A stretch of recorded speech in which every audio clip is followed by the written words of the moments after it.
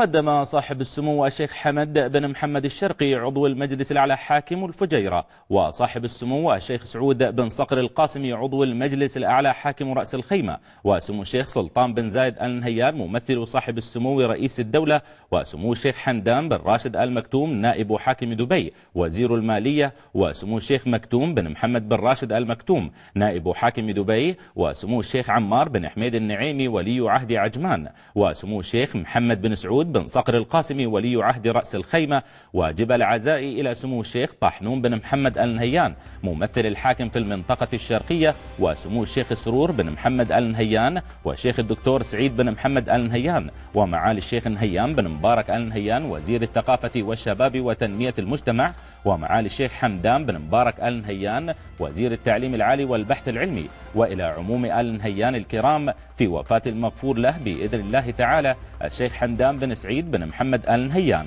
كما قدم واجب العزاء بقصر الشيخ سعيد بن محمد في مدينة العين سمو الشيخ نهيان بن زايد آل نهيان رئيس مجلس أمناء مؤسسة زايد بن سلطان آل نهيان للأعمال الخيرية والإنسانية، وسمو الشيخ عبد الله بن زايد آل نهيان وزير الخارجية، وسمو الشيخ عمر بن زايد آل نهيان نائب رئيس مجلس أمناء مؤسسة زايد بن سلطان آل نهيان للأعمال الخيرية والإنسانية، وسمو الشيخ الدكتور سلطان بن خليفة آل نهيان مستشار صاحب السمو رئيس الدولة، ومعالي الشيخ سلطان بن حمدان آل نهيان مستشار صاحب السمو رئيس الدولة، ومعالي الشيخ سلطان بن طحنون آل نهيان رئيس دائرة النقل رئيس هيئة أبو ظبي للسياحة والثقافة، إلى جانب الشيخ هزاع بن طحنون آل نهيان وكيل ديوان ممثل الحاكم في المنطقة الشرقية، وعدد من الشيوخ والمعالي الوزراء وكبار المسؤولين من مدنيين وعسكريين وجموع من المواطنين والمقيمين. كما أعرب الشيخ أو الشيوخ عن صادق عزائهم ومواساتهم في هذا المصاب الجلل،